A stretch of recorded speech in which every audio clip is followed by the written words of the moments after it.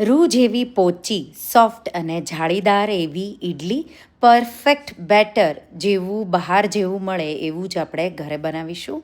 તો જો હજુ સુધી તમારી જાળીદાર ઈડલી ન બનતી હોય તો આ રીતે જરૂરથી ટ્રાય કરજો. ડિટેલ રેસિપી મેં ટાઇટલ પાસે આપેલી છે.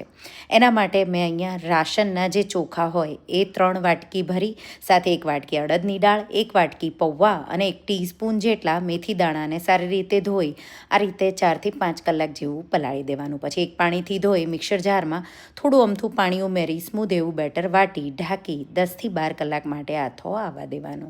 તો થોડી ઠંડીની સિઝન હોય તો 12 કલાકમાં આથો આવે, ગરમીઓમાં 10 કલાકમાં પણ આવી જાય.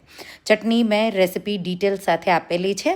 હવે આ રીતે મીઠું ઉમેરી દઈશું, ગ્રીસ કરી દઈશું ઇડલી મોલ્ડને, પછી ભરી અને 15 મિનિટ માટે આપણે એને સ્ટીમ કરીશું. તો આ રીતે પરફેક્ટ એવી ઇડલી તૈયાર છે.